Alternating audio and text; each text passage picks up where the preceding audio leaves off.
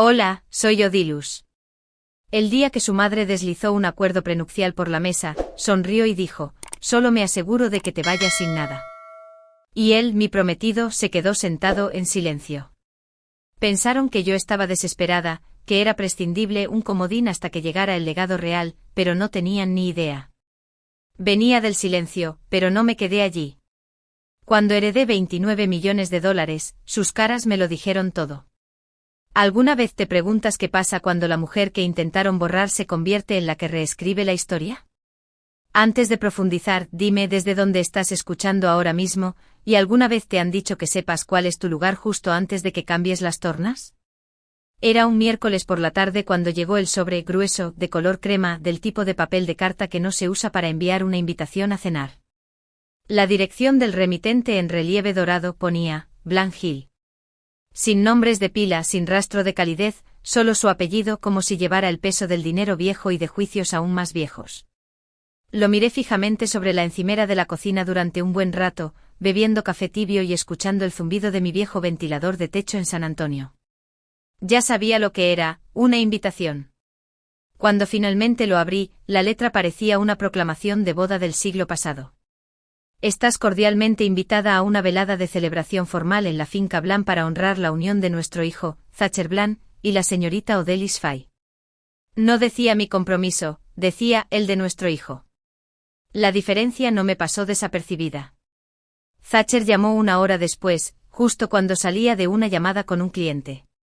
Su voz era alegre, un poco demasiado ensayada. ¿Recibiste la invitación, cariño? La recibí, dije aún sosteniendo la tarjeta. Muy real de su parte. Se rió nerviosamente. Es tradición. Solo una noche. Mis padres quieren dar una buena impresión.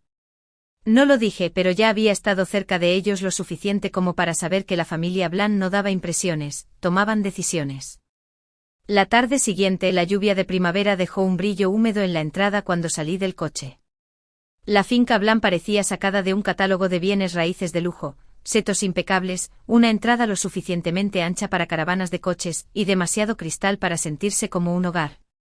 Más bien una sala de exposición, fría, controlada. Un aparcacoches tomó mis llaves sin decir una palabra. En la puerta me recibió una mujer de seda azul marino que olía a rosas y me cayó mal al instante. Señorita Fay, dijo apenas mirándome. Por aquí. Dentro, todo relucía. Suelos de mármol, aire fresco, retratos familiares demasiado grandes para ignorar. Uno de Thatcher de niño estaba sobre la chimenea, pajarita, rizos dorados, luciendo ya como si le hubieran dicho que importaba más que cualquier otra persona en la habitación. La cena se celebró en el comedor hundido, una elección arquitectónica destinada a hacer que todos se sintieran pequeños, y así me sentí, incluso con tacones. Thatcher se levantó al entrar, una breve sonrisa brilló en su rostro. No se movió para saludarme, solo señaló la silla a su lado, como si yo fuera una invitada con la que no sabía muy bien qué hacer. Me senté e intenté sonreír. Reginald Blanc asintió cortésmente. Isolda, su esposa, mi futura suegra, me miró de arriba abajo como si fuera un artículo bajo la luz de una subasta. Odilus ronroneó. Bienvenida. Estamos tan felices de que hayas podido unirte a nosotros. Quería creerle. De verdad quería. La conversación se mantuvo en sus términos, inversiones, legado, donaciones, campos de golf de los que nunca había oído hablar.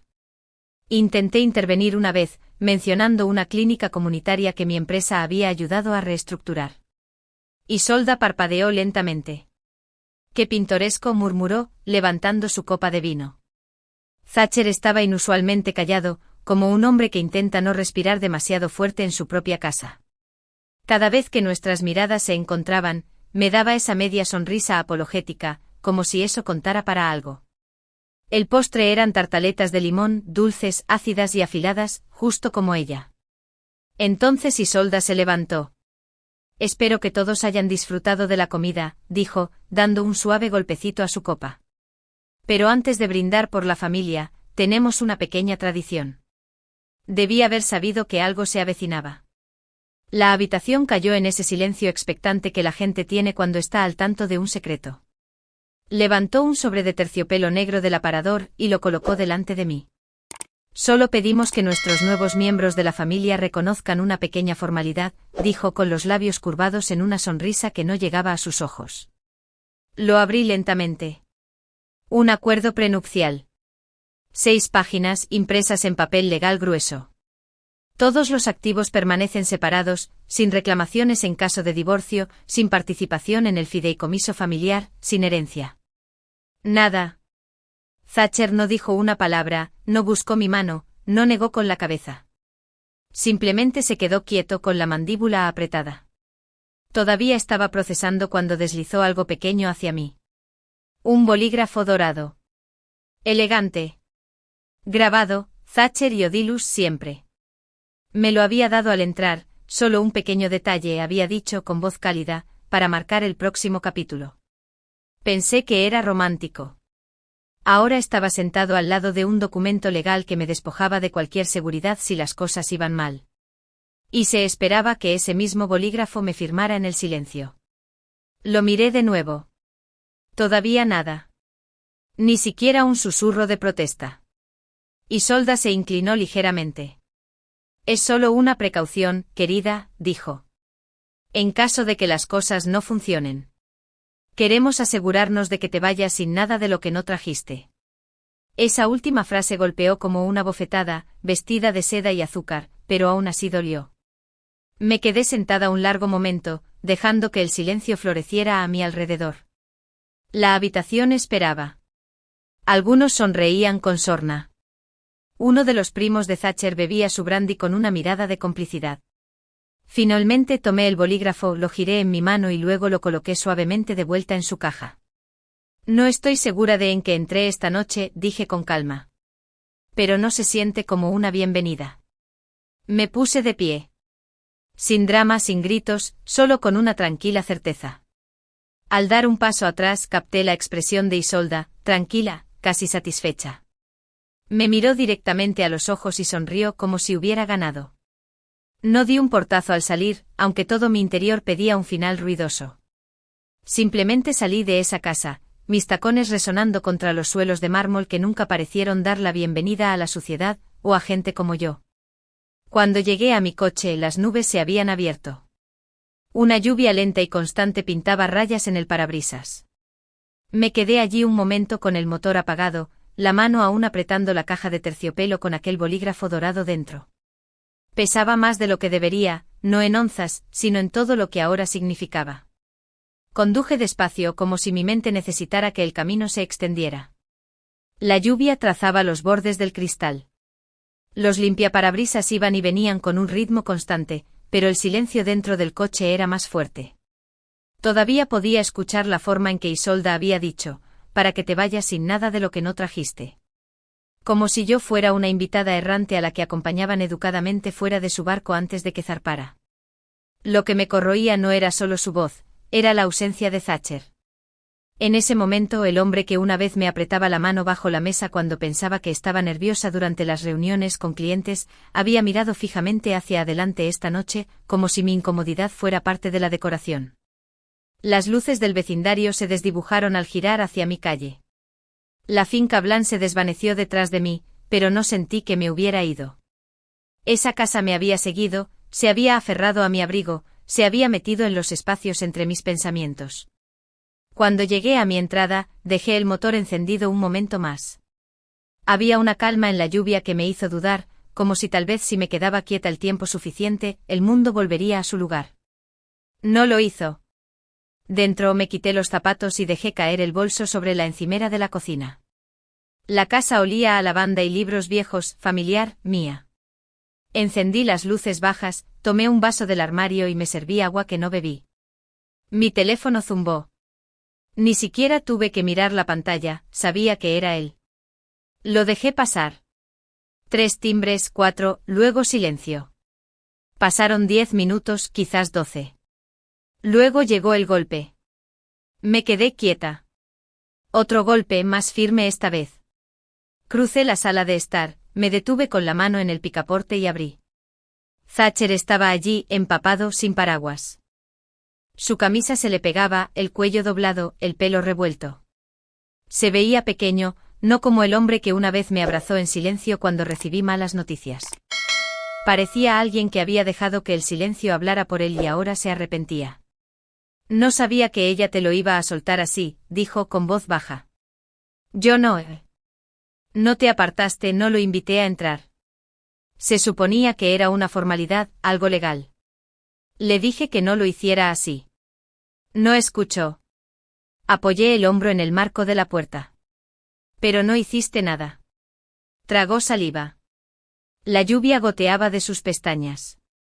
Me quedé paralizado. No quería avergonzar a nadie. Mantuve su mirada. No querías avergonzar a tu madre. Parpadeó. Es que... Siempre ha sido mucho. Exhalé por la nariz. Ese no es el problema. El problema es cuando tú no lo eres. No soy ella, dijo rápidamente. Odilus, vamos, me conoces. No, dije con calma. Esta noche me hizo preguntarme si alguna vez lo hice de verdad. Su boca se abrió como si tuviera más que decir, pero no salieron palabras. No lo invité a esforzarse más. Cerré la puerta suavemente. El pestillo hizo clic. Solo entonces mis piernas empezaron a temblar. Volví a la cocina, encendí la luz del techo y miré fijamente el bolígrafo sobre la encimera. Brillaba contra el granito. Thatcher y Odilus siempre. ¿Siempre qué? Me deslicé contra los armarios, el vaso aún en la mano, las rodillas contra el pecho. La casa a mi alrededor estaba en silencio, pero dentro el ruido era ensordecedor. Ese tipo de dolor, el que se produce cuando alguien no te elige ruidosamente, se instala profundamente. Preferiría que hubiera gritado. Al menos así sabría dónde estaba parado. No lloré de inmediato. Intenté racionalizarlo, decirme que así operan las familias ricas, que los papeles legales son parte de su lenguaje del amor, que no era personal. Pero lo era.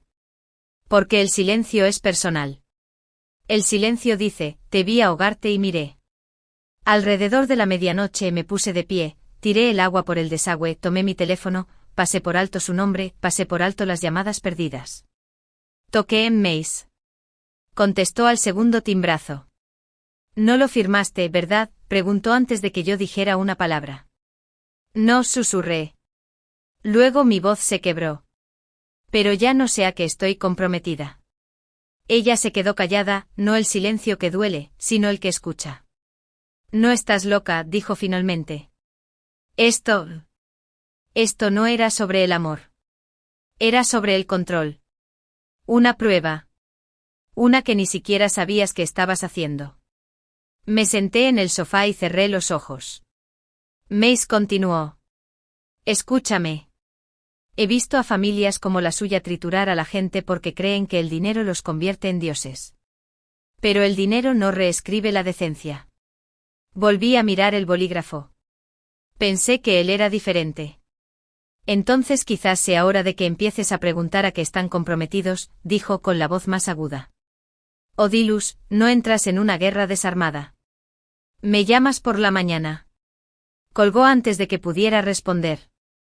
La lluvia había cesado, pero dentro de mí, la tormenta acababa de empezar. No dormí esa noche. Abrí cada archivo, cada correo electrónico, todo lo que había ignorado. El cursor parpadeaba en la barra de búsqueda, como si me estuviera desafiando. La medianoche pasó lentamente, la 1:30, luego las 2:40. No era solo insomnio, era algo más pesado, como si mi mente hubiera decidido, sin mi permiso, que el descanso no se ganaba hasta que se conocía la verdad. Cada carpeta de mi disco parecía una escena del crimen, lo suficientemente inocente en la superficie, fotos de vacaciones, confirmaciones de RSVP, viejos mensajes de voz. Pero enterrados en medio había momentos pasados por alto a los que nunca les había dado una segunda oportunidad. Ahora cada gesto inofensivo se sentía cargado. La primera grieta real llegó a las 3:11 de la madrugada. Un viejo PDF titulado, Resumen de planificación de compromiso Blaine Trent. Recordé que Isolda me lo había enviado hace 6 meses. En aquel entonces lo hojeé y respondí con un emoji de corazón. Pero ahora leí cada palabra lentamente. Ahí estaba, en la página 5, una cláusula que había pasado por alto, en caso de un matrimonio en el que el acuerdo prenupcial sea rechazado o no firmado por la parte no Blan. Dicha parte será excluida de cualquier derecho relacionado con las posesiones de Blan, incluyendo, entre otros, la inclusión en la herencia, asientos en la Junta Ejecutiva y ganancias de accionistas derivadas de fideicomisos familiares. Me recosté. Eso no se trataba de proteger a Thatcher. Eso se trataba de aislarme antes de que siquiera entrara. Abrí otro archivo, luego otro. Cada documento que Isolda había reenviado, cada invitación a cenar que parecía cálida en la superficie pero llevaba un sutil filo. Las frases se repetían como un coro que nunca había captado. Ya hemos elegido un catering, reservamos el lugar bajo la política de la Fundación Blan, no hace falta que te preocupes por las flores, hemos usado nuestro proveedor familiar durante décadas. Mi nombre siempre estaba en el bucle, pero nunca en el centro. Me copiaban, nunca me preguntaban. Alrededor de las 5 de la madrugada, con los ojos ardiendo, preparé una taza de café instantáneo, paseando por mi pequeña cocina. Miré por la ventana mientras San Antonio empezaba a desperezarse. Un camión de basura retumbó al pasar. El perro de alguien ladró 2 veces y luego se cayó. El silencio hizo que el pensamiento fuera más fuerte. Nunca tuvieron la intención de que yo fuera parte de su familia. Tuvieron la intención de que orbitara alrededor de ella, pulida, silenciosa, agradecida. Y de repente recordé algo que Reginald Blan me dijo una vez en un brunch, cuando todavía nos estábamos conociendo. Sonrió, cortó su tortilla y dijo, no somos del tipo que hace enemigos de las complicaciones. Simplemente evitamos que toquen la propiedad. No lo entendí entonces, pero ahora sabía exactamente lo que quería decir. Un zumbido en mi teléfono me sacó de mis pensamientos. 6:14 de la mañana. Un mensaje de Mace, Odilus, revisa la fecha de esa cláusula. Se agregó 6 meses antes de que lo conocieras. Parpadeé. Mi mano se agarró al borde de la encimera. Encontré los metadatos. Efectivamente, marca de tiempo, 2 de abril, hace 2 años. Conocí a Thatcher el 10 de octubre. Así que redactaron esa cláusula en preparación antes de que yo siquiera entrara en su órbita. Antes de cualquier conexión real. Antes de un primer beso. Mi estómago se revolvió no por el desamor, sino con una extraña y ácida claridad. Esto no era una madre sobreprotectora. Esto no era un caso de dinero viejo siendo cauteloso. Esto era estrategia. Yo era un riesgo, uno que habían visto venir, uno para el que habían planeado. ¿Y Thatcher? Nunca me lo dijo. Ni una sola vez. La hora siguiente no lloré. No me enfadé. Agarré un bloc de notas legal amarillo y comencé a escribir una lista, todo lo que había contribuido financiera, legal, emocionalmente. Saqué recibos, capturas de pantalla, incluso aquella vez en que reescribí la solicitud de subvención para la rama de biotecnología de la Fundación Blan porque su consultor había usado ChatGPT y había destrozado el lenguaje. Nunca me dieron crédito, pero todavía tenía los borradores. Apareció otro mensaje, Mace de nuevo. ¿Estás bien? Escribí de vuelta, ya casi. Hola. Y luego al salir el sol, proyectando una luz pálida sobre mis papeles y las notas adhesivas que había esparcido por la mesa de la cocina, sonó el teléfono. Reginald. Miré fijamente su nombre durante un rato, luego descolgué. Odilus, dijo con la misma voz tranquila y barítona que siempre usaba. Escucha, quería aclarar las cosas antes de que se volvieran demasiado dramáticas. No respondí. Continuó. Todo esto del prenup no es por ti. Es tradición. Nuestra familia ha sufrido antes, hemos tenido pérdidas, financieras y de otro tipo. Esto es solo protocolo. ¿Es eso lo que soy para ti?, dije con la voz plana. ¿Protocolo? Una larga pausa. Estoy diciendo que no es personal, querida. Eres inteligente. ¿Lo entiendes? Lo entendí. Lo entendí fuerte y claro. Esto no era una familia, era una fortaleza. Y me habían invitado al vestíbulo, pero nunca tuvieron la intención de que pasara la segunda puerta. Cuando terminó la llamada, coloqué el teléfono boca abajo y me quedé muy quieta. Sin lágrimas, solo notas. Cada nombre, cada cláusula, cada omisión. Pensaron que no leería la letra pequeña. Pensaron que sonreiría bonita y firmaría mi futuro solo para sentarme a su mesa. Pero olvidaron algo, había pasado mi vida construyendo el mío propio. Y ahora, me habían enseñado exactamente cómo operan. Gracias a ellos, sabía exactamente por dónde empezar.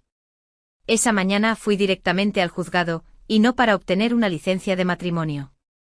El aire afuera todavía conservaba el frío del amanecer. San Antonio aún no se había despertado del todo. Las cafeterías apenas abrían, los barrenderos terminaban sus rutas. Me detuve en un lugar de estacionamiento frente al juzgado, con las manos fuertemente apretadas alrededor del volante. Mis ojos ardían por la falta de sueño, pero por dentro estaba más lúcida que nunca. Mace ya estaba esperando cerca de las escaleras de la entrada, con 2 tazas de viaje y un sobre lo suficientemente grueso como para sugerir que ella tampoco había dormido mucho. Obtuve los registros de fideicomiso de la familia Bland, dijo sin preámbulos.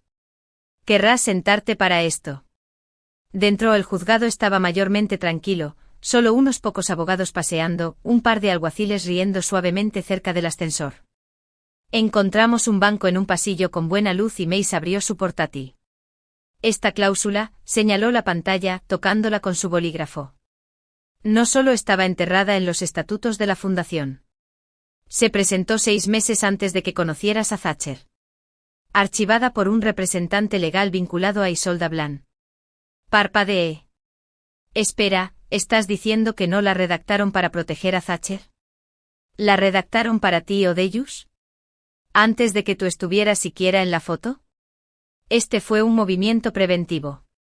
Una jugada. Mi estómago se revolvió. Sentí que la fría realidad encajaba en su lugar, como barras de acero que se cierran. No fui un objetivo accidental. Había sido seleccionada, posicionada, manejada. ¿Y él lo sabía? No necesitaba preguntar. En ese momento lo sabía. Presioné la palma de la mano contra el pecho, tratando de calmar el dolor que aumentaba. Todas esas cenas en las que él decía, mi madre es un poco anticuada. Todas esas veces que restó importancia a mis preguntas sobre el prenupcial como si fueran simple papeleo. ¿Y yo? Lo había atribuido a los nervios, a la tradición, a ser la forastera. Cerré los ojos, recostándome contra el panel de madera del pasillo. ¿Alguna vez me amó? Mace desvió la mirada. Ese silencio tenso, respetuoso, fue más fuerte que cualquier respuesta. Nos fuimos poco después. No había nada más que descubrir, y ya no tenía apetito para jugar a ser detective. Nos separamos afuera. Ella tenía una declaración, y yo le dije que necesitaba una ducha larga y quizás un café más fuerte. Pero cuando llegué a mi apartamento, había un pequeño paquete en la puerta. Sin dirección de remitente, sin etiqueta de entrega. Solo una caja negra mate con un sello de cera que reconocí de inmediato, el de mi padre. Mi corazón dio un vuelco. Me quedé allí un minuto completo antes de agacharme a recogerlo. Dentro, envueltos en carpetas de papel manila liso, había una sola nota con la letra de mi padre: si esto llega a ti, significa que era el momento. Mis manos temblaron al abrir las carpetas.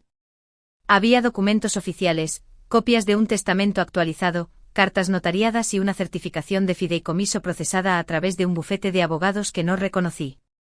Las fechas eran recientes, días antes de su fallecimiento. Las cartas describían una transferencia de activos, una cuenta privada en Wyoming y la propiedad de tierras familiares no desarrolladas en la región de Hill Country, que se asumía perdida en impuestos. El valor total tasado, $29 millones. Me dejé caer al suelo, no por el número ni siquiera por la sorpresa, sino porque mi padre, complicado, rígido, nunca afectuoso, me había dejado algo real, algo duradero. No había dicho, estoy orgulloso de ti. No me había abrazado la última vez que lo vi. Pero esto era él diciendo, a su extraña manera, vi lo que ellos no vieron. Las lágrimas llegaron lentamente en silencio, de esas que no sacuden el cuerpo, simplemente te llenan como una marea a la que no te resistes. Y en algún lugar de ese silencio se hizo claro, no me casaba con su familia. Ellos se estaban abriendo camino hacia la mía. Al empezar a caer el sol, puse los documentos en mi caja fuerte, cerré la puerta con llave y marqué a Mace. Contestó al segundo timbrazo. ¿Estás bien?, preguntó. Sonreí suavemente. Estoy mejor que bien. Pausa. Necesito que prepares algunos papeles, dije. Porque mañana iré a la finca Blan. Otra pausa. Y esta vez traigo mi propio bolígrafo. Me dieron la bienvenida con sonrisas de champán. Levanté mi copa y les devolví la sonrisa, pero esta vez no me sentí como una invitada en su casa. Caminé por el mismo vestíbulo, notando ahora el pequeño desconchón en la esquina de la columna de mármol, la ligera irregularidad en el patrón de la baldosa bajo la alfombra de la entrada. El lugar ya no se sentía intocable. Era solo una casa, cara, sí, imponente, seguro, pero no sagrada. Thatcher se acercó primero. Su blazer azul marino estaba hecho a medida, pero la tensión en sus hombros lo delataba. «Te ves bien», dijo con voz baja. Asentí manteniéndome el abrigo puesto un momento más. «Gracias. Gracias por recibirme de nuevo». Detrás de él, Isolda vestía la misma seda que la última vez, pero hoy sus pendientes brillaban como si tuvieran un lugar a donde ir. «Estamos muy contentos de que hayas podido unirte a nosotros de nuevo», dijo con dulzura ensayada. «Yo también traje algo», dije, dejando mi bolso de cuero en el aparador cerca del comedor. Sus cejas se arquearon ligeramente. «Qué considerado». Todos nos dirigimos hacia la sala formal, la que recordaba del primer almuerzo incómodo. Solo que esta vez no me encogí cuando Reginald Blan me ofreció la silla. Me senté lentamente con propósito. El almuerzo estaba artísticamente emplatado, pato asado, un risotto de trufa, peras laminadas con queso. Todo cosas que solo servirías a alguien que quisieras impresionar o distraer. La conversación giró en torno a política, subastas de arte y el compromiso de un primo en Charleston. Nadie mencionó la última vez que nos sentamos allí. Nadie mencionó la cláusula, ni el archivo, ni el silencio. Seguí el juego, dejando que mi sonrisa flotara donde necesitaba estar. Asentí cuando Reginald comentó lo mesurada que me veía hoy. La compostura, dijo con una sonrisa, es algo que valoramos en esta familia. Isolda intervino suavemente, sus ojos fijos en los míos medio segundo más de lo necesario. Estás aprendiendo cómo funciona nuestra familia, Odellus. Debo decir que te sienta bien. Dejé mi tenedor y tomé mi vaso de agua. Gracias, dije conteniendo las palabras que esperaban su turno. Los platos fueron retirados. Se sirvió champán. Noté a Isolda observando a Thatcher, luego a mí, luego a Thatcher de nuevo. Ella esperaba algo pero no sabía lo que se avecinaba. El mayordomo ofreció rellenar las copas, pero levanté una mano. Antes de brindar, dije empujando mi silla ligeramente hacia atrás, quisiera decir algo. Todos se volvieron. Metí la mano en mi bolso de cuero y saqué una sencilla carpeta azul marino. La puse sobre la mesa delante de Thatcher e Isolda. «¿Qué es esto?», preguntó Thatcher, mirando hacia abajo sin abrirla. «Es mi acuerdo prenupcial», dije en voz baja. «Una pequeña tradición familiar de mi lado». La sala hizo una pausa. Los dedos de Isolda se congelaron alrededor de su copa. «¿Perdón?». Me incliné lo justo para mantener mi tono conversacional. «Es bastante sencillo. Acceso conjunto a todos los ingresos futuros. Control conjunto de inversiones. Derechos de propiedad intelectual compartidos sobre cualquier marca, medio o emprendimiento que construyamos durante el matrimonio». Y toqué la esquina de la carpeta. «Si se firma primero, anula cualquier cláusula anterior, incluidas las disposiciones del fideicomiso iniciadas por terceros». El silencio sonó como una campana. Reginald se aclaró la garganta bruscamente. «¿Es una broma?». «No», dije levantando mi copa pero sin beber. Simplemente pensé que como todos somos tan aficionados a los contratos, bien podríamos disfrutar de unos a juego. Thatcher miró la carpeta como si estuviera escrita en otro idioma. La boca de Isolda se abrió, pero no salió ningún sonido. «¿Es exigible?», preguntó Thatcher finalmente. Lo miré, dejando que los años de preguntas que nunca hice afloraran lo suficiente en mis ojos. «Está firmado, fechado con testigos. Todo lo que necesitamos ahora es el tuyo». «Pero», interrumpió Isolda, con la voz tensa, «¿por qué ahora?». Incliné la cabeza suavemente. «Porque me han dicho más de una vez que debería saber en qué me estoy metiendo». «Y lo sé». Solo pensé que tal vez ustedes también deberían saberlo. No puedes en serio esperar que firme esto, murmuró Reginald. Oh, pero sí que lo espero, dije, dejando mi champán. Y tendrás que firmar hoy, o el compromiso se cancela. Thatcher echó la silla hacia atrás, casi chocando con el borde de la mesa. Estás mintiendo. Volví a meter la mano en mi bolso lentamente, sin prisas, sin agresividad, y coloqué el bolígrafo dorado de mi padre junto a la carpeta. El que usaba para cada contrato final. El que no había tocado en 5 meses. No dije una palabra. No hacía falta. El bolígrafo brilló bajo la luz del candelabro, como si hubiera esperado años este momento. Pero no me moví. No necesitaba hacerlo. Simplemente ponerlo en la mesa fue suficiente. Reginald se aclaró la garganta, sus ojos se movieron entre Thatcher y yo como si estuviera calculando el costo de cada segundo que pasaba. Creo que deberíamos consultar con los abogados, dijo finalmente, girándose ligeramente hacia el pasillo detrás de él. Un momento después apareció uno de sus abogados internos. Lo reconocí. Frank Franklin mayor. Llevaba demasiado perfume. Siempre me llamaba señorita, incluso después de que se anunciara el compromiso. Los labios de Franklin se apretaron al entrar en la sala. ¿Qué está pasando?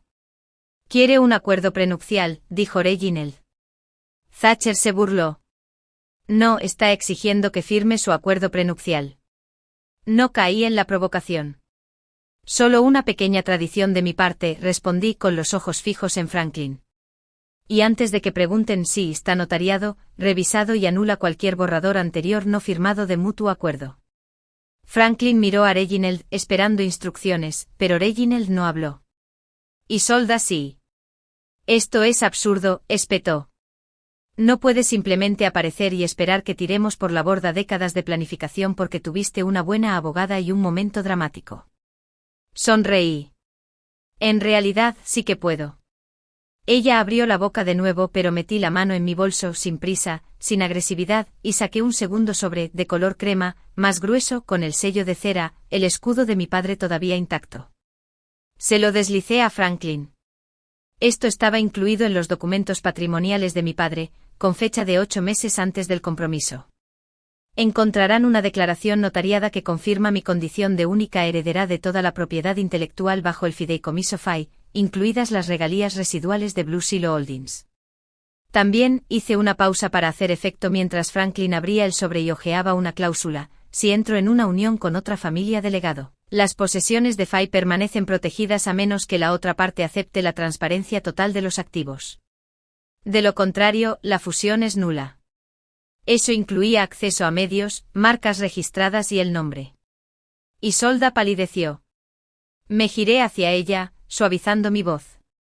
Eso incluye su revista de estilo de vida, por cierto.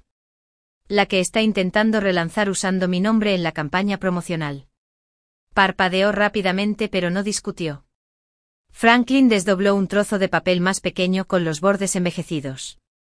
Se aclaró la garganta, vaciló y luego leyó: si alguna vez intentan menospreciarte, recuérdales de qué linaje se están casando. Reconocí la escritura, la letra de mi padre. Siempre decía menos con más. Thatcher se quedó congelado con la boca ligeramente abierta, como si no pudiera decidir si gritar o desaparecer. Cuando finalmente habló, su voz se quebró. Esto no es justo. Me giré hacia él, mesurada. Tampoco fue justo pedirme que entrara en tu casa, en tu familia, con los brazos abiertos, solo para recibir un documento destinado a despojarme de todo, todo mientras sonreías, mientras tú te quedabas en silencio. Bajó la mirada. Reginald suspiró fuerte. Thatcher, firma el maldito papel.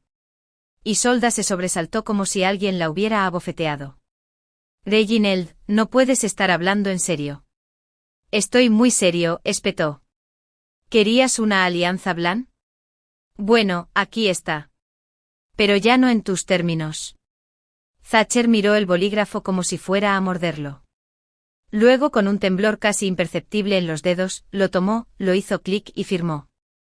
No dije nada, solo asentí una vez, luego tomé suavemente la carpeta, la doblé y la volví a poner en mi bolso. Me puse de pie. Gracias por su tiempo. Sin aplausos, sin palabras, solo el sonido del cuero contra la tela mientras me ponía el abrigo sobre los hombros y caminaba hacia la puerta. Franklin me abrió extrañamente respetuoso ahora. Quizás vio algo que ellos no vieron.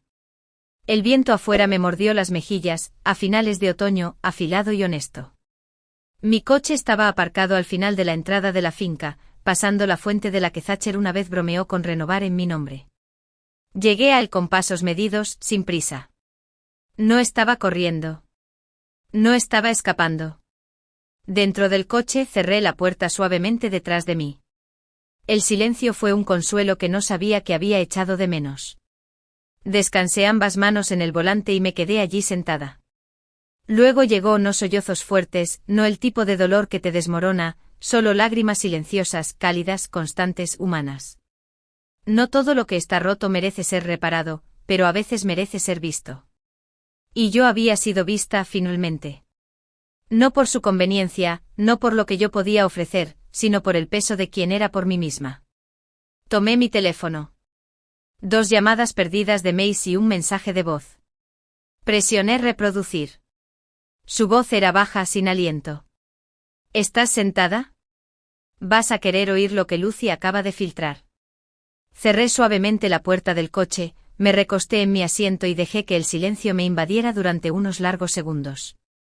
El único sonido era el suave ronroneo del motor. Mis manos seguían en el volante, pero ya no estaban apretando. La puerta de la finca Blan se cernía detrás de mí en el espejo retrovisor. Se sentía lejos, como algo que ya había dejado atrás emocionalmente, aunque no me había movido un centímetro. Entonces llegó la vibración. Metí la mano en el bolsillo de mi abrigo y saqué el teléfono. Un nuevo mensaje de voz de Mace. Toqué reproducir. Odellus, soy Mace. ¿Estás sentada? Vas a querer oír lo que Lucy acaba de filtrar. Puse la llamada en altavoz y la dejé reproducir de nuevo, esta vez sin la neblina de la conmoción que nublaba mis oídos. Lucy, la joven asistente de Relaciones Públicas de Blan, recién salida de la universidad, tranquila, siempre escondida detrás de un portátil en las reuniones. La recordé con los ojos muy abiertos, observando más que hablando. La voz de Mace continuó.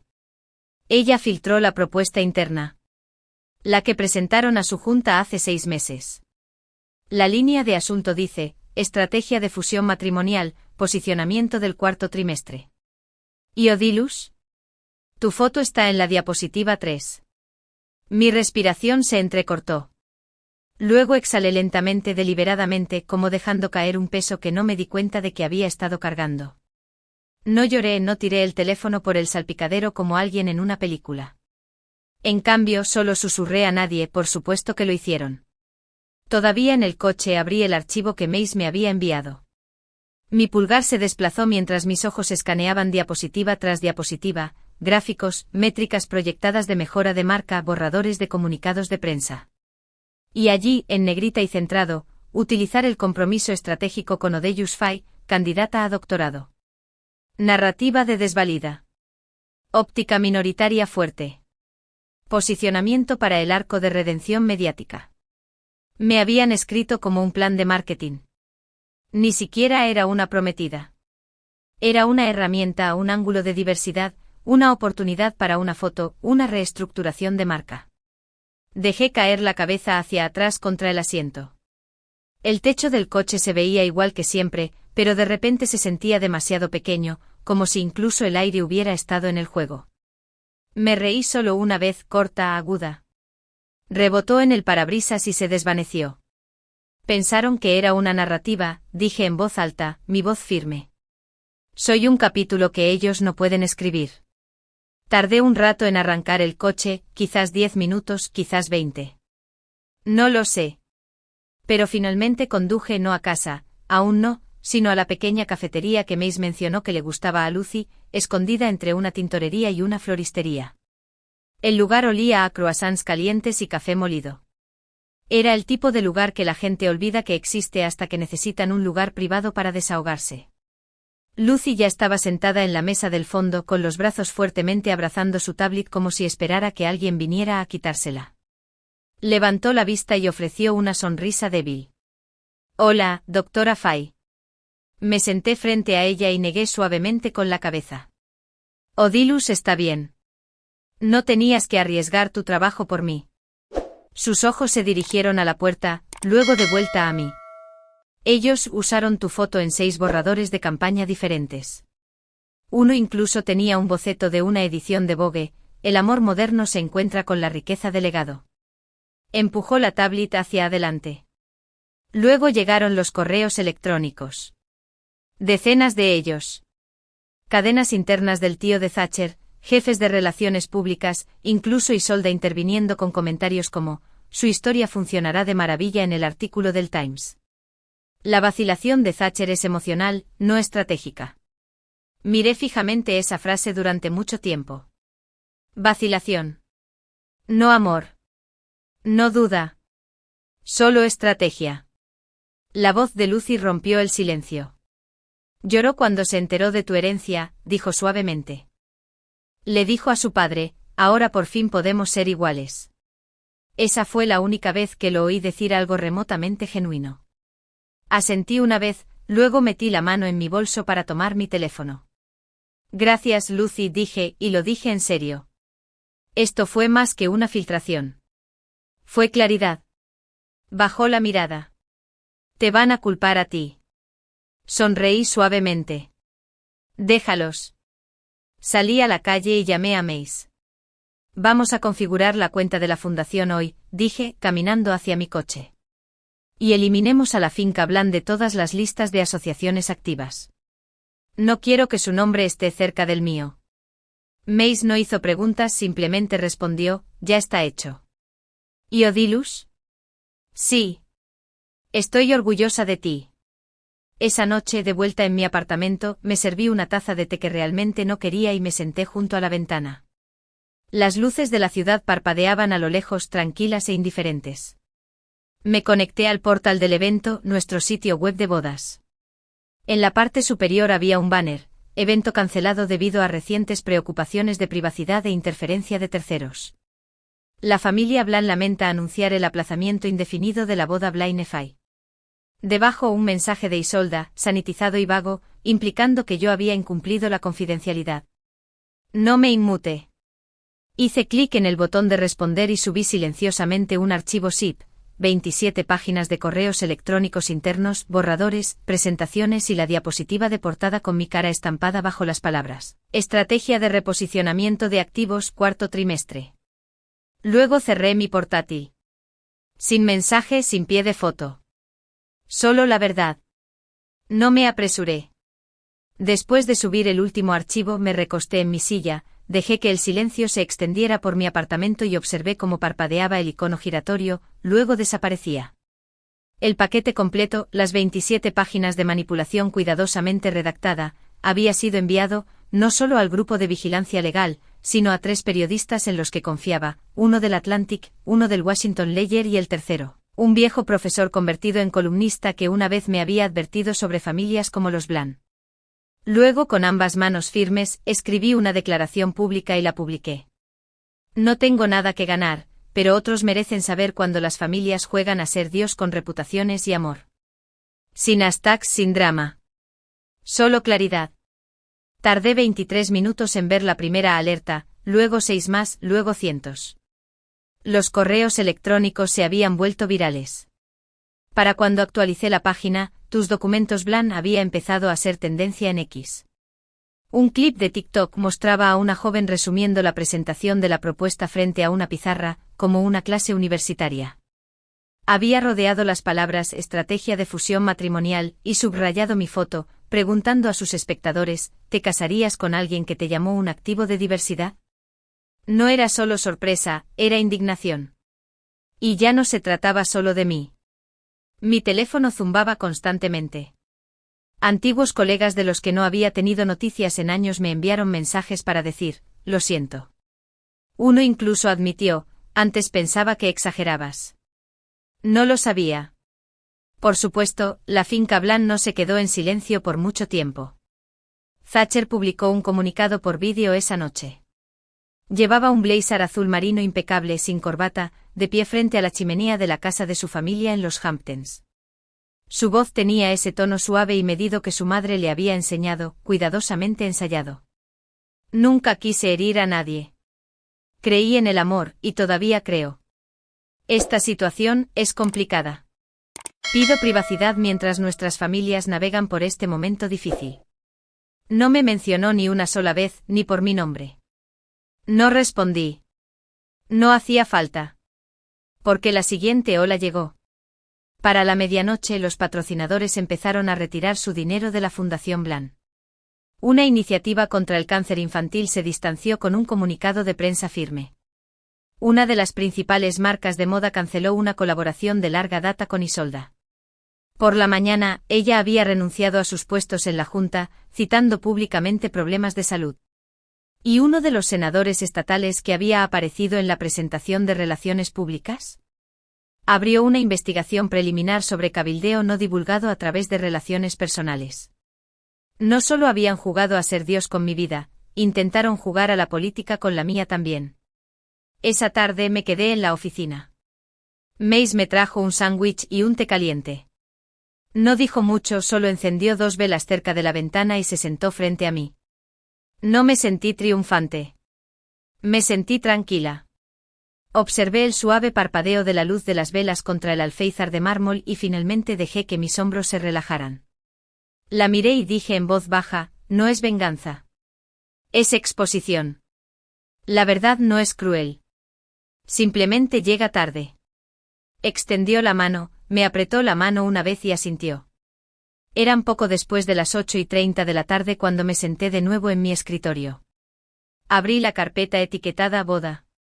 Listas de invitados, paneles de inspiración, la lista de regalos, borradores de votos. No me desplacé por ellos. Simplemente hice clic derecho en la carpeta, eliminar. La pantalla preguntó, ¿estás segura? Hice clic en sí. Luego, casi por memoria muscular, verifiqué una última vez. Había un mensaje de Thatcher, enviado horas antes. La línea de asunto estaba en blanco. Dentro solo había 5 palabras, ¿alguna vez me amaste? Lo miré fijamente no porque no supiera la respuesta, la sabía, sino porque me hizo darme cuenta de que él todavía pensaba que se trataba de él. Hice clic en bloquear. Y así, la conexión terminó. Apagué la pantalla, tomé mi té y me recosté. Estaba a medio sorbo de un segundo sorbo cuando mi portátil volvió a sonar. Un nuevo mensaje. Este de un remitente desconocido. Una pequeña firma con sede en Washington DC. Línea de asunto, nos gustaría financiar su fundación por completo. ¿Cuándo podemos hablar? No solo me fui con la verdad. Entré en algo más grande. La bandeja de entrada zumbó justo después del amanecer. No había dormido mucho la noche anterior, demasiadas emociones corriendo silenciosamente bajo la superficie. No adrenalina, no venganza, solo un peso que se levantaba del tipo que no hace ruido al irse, pero de repente tus pulmones recuerdan cómo se siente respirar. La línea de asunto del correo electrónico parpadeó en mi pantalla, nos gustaría financiar su fundación por completo. ¿Cuándo podemos hablar? El remitente, una firma en DC. Había oído hablar de ellos. Dinero viejo, conservadores en papel, pero últimamente habían estado respaldando proyectos de defensa de las mujeres, discretamente pero con decisión. Esto no era una oferta vaga. Era una puerta. Y esta vez, yo tenía la llave. 3 semanas después me paré en los escalones de un imponente edificio de ladrillo, a solo 3 cuadras del Capitolio. El tipo de lugar con ventanas esmeriladas, barandillas pulidas y una placa que decía más legado que negocios. El ascensor olía a cuero nuevo y a propósito. Ofrecieron respaldo total, espacio de oficina, personal, presupuesto, apoyo de prensa. Pero solo si aceptaba ser la cara de la fundación.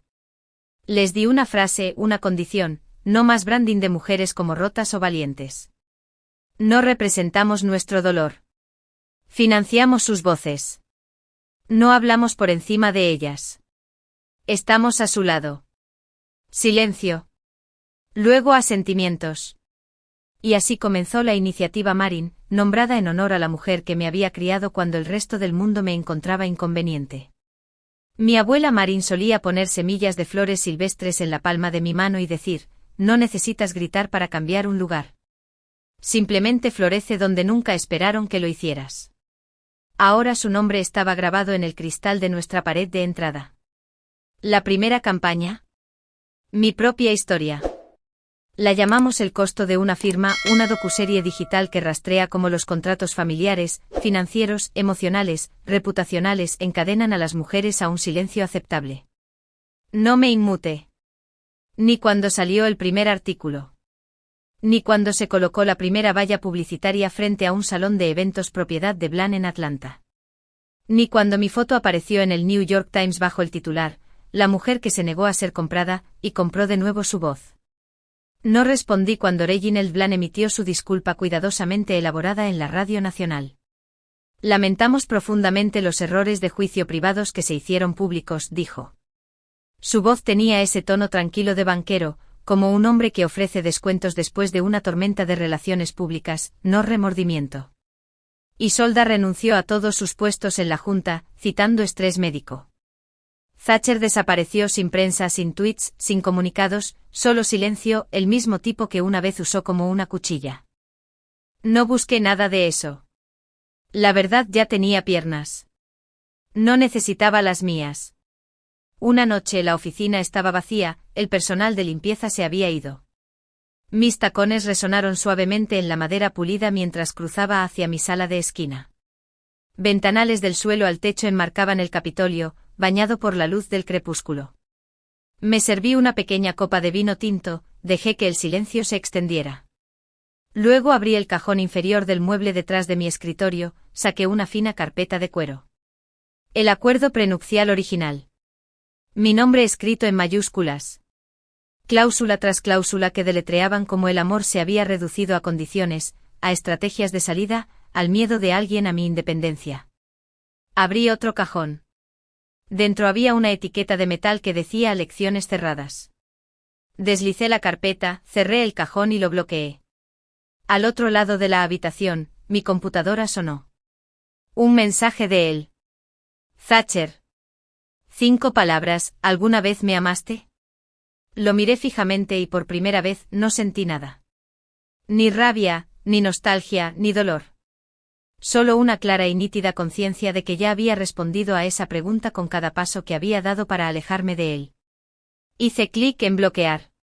Y así, la conexión terminó. Apagué mi pantalla, tomé mi té y me recosté. Llevaba medio segundo sorbo cuando mi portátil volvió a sonar. Un nuevo mensaje. Este de un remitente desconocido. Una pequeña firma con sede en Washington DC. Línea de asunto. Nos gustaría financiar su fundación por completo. ¿Cuándo podemos hablar? No solo me fui con la verdad. Entré en algo más grande. La bandeja de entrada sonó justo después del amanecer.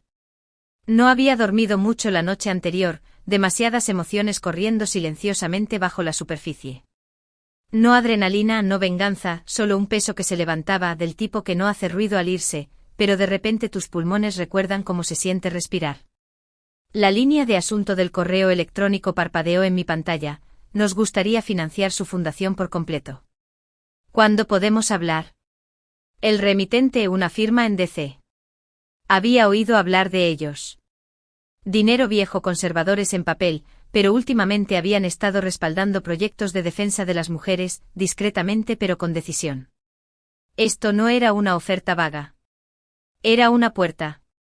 Y esta vez, yo tenía la llave. 3 semanas después me encontraba en los escalones de un majestuoso edificio de ladrillo, a solo 3 cuadras del Capitolio. El tipo de lugar con ventanas esmeriladas, barandillas pulidas y una placa que decía más legado que negocios. El ascensor olía a cuero nuevo y a propósito. Ofrecieron respaldo total, espacio de oficina, personal, presupuesto, apoyo de prensa. Pero solo si aceptaba ser la cara de la fundación. Les di una frase, una condición, no más branding de mujeres como rotas o valientes. No representamos nuestro dolor. Financiamos sus voces. No hablamos por encima de ellas. Estamos a su lado. Silencio. Luego asintieron. Y así comenzó la iniciativa Marin, nombrada en honor a la mujer que me había criado cuando el resto del mundo me encontraba inconveniente. Mi abuela Marín solía poner semillas de flores silvestres en la palma de mi mano y decir, no necesitas gritar para cambiar un lugar. Simplemente florece donde nunca esperaron que lo hicieras. Ahora su nombre estaba grabado en el cristal de nuestra pared de entrada. La primera campaña. Mi propia historia. La llamamos El costo de una firma, una docuserie digital que rastrea cómo los contratos familiares, financieros, emocionales, reputacionales encadenan a las mujeres a un silencio aceptable. No me inmuté. Ni cuando salió el primer artículo. Ni cuando se colocó la primera valla publicitaria frente a un salón de eventos propiedad de Blan en Atlanta. Ni cuando mi foto apareció en el New York Times bajo el titular, La mujer que se negó a ser comprada, y compró de nuevo su voz.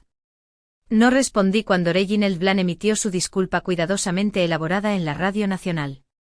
Lamentamos profundamente los errores de juicio privados que se hicieron públicos, dijo. Su voz tenía ese tono tranquilo de banquero, como un hombre que ofrece descuentos después de una tormenta de relaciones públicas, no remordimiento. Isolda renunció a todos sus puestos en la Junta, citando estrés médico. Thatcher desapareció sin prensa, sin tweets, sin comunicados, solo silencio, el mismo tipo que una vez usó como una cuchilla. No perseguí nada de eso. La verdad ya tenía piernas. No necesitaba las mías. Una noche la oficina estaba vacía, el personal de limpieza se había ido. Mis tacones resonaron suavemente en la madera pulida mientras cruzaba hacia mi sala de esquina. Ventanales del suelo al techo enmarcaban el Capitolio, bañado por la luz del crepúsculo. Me serví una pequeña copa de vino tinto, dejé que el silencio se extendiera. Luego abrí el cajón inferior del mueble detrás de mi escritorio, saqué una fina carpeta de cuero. El acuerdo prenupcial original. Mi nombre escrito en mayúsculas. Cláusula tras cláusula que deletreaban como el amor se había reducido a condiciones, a estrategias de salida, al miedo de alguien a mi independencia. Abrí otro cajón. Dentro había una etiqueta de metal que decía lecciones cerradas. Deslicé la carpeta, cerré el cajón y lo bloqueé. Al otro lado de la habitación, mi computadora sonó. Un mensaje de él. Thatcher. 5 palabras, ¿alguna vez me amaste? Lo miré fijamente y por primera vez no sentí nada. Ni rabia, ni nostalgia, ni dolor. Solo una clara y nítida conciencia de que ya había respondido a esa pregunta con cada paso que había dado para alejarme de él. Hice clic en bloquear. Luego abrí mi diario y escribí algo diferente, una carta a la chica que solía ser. No eras difícil, eras deliberada. No eras demasiado, simplemente ibas adelantada. Intentaron enjaular tu poder porque lo vieron antes que tú. Pero lo encontraste de todos modos. Más tarde esa noche me quité los zapatos en la puerta de mi nuevo apartamento, escaso, cálido, mío. Me acurruqué en el sofá con mi vino en la mano y las luces de la ciudad a lo lejos. Sin voces, sin expectativas, sin papeles que firmar. Solo paz. Algunas personas te entregan contratos para controlar tu valor. Pero el valor real no viene con firmas o condiciones. Llega en el momento en que dejas de pedir permiso y empiezas a escribir tus propios términos.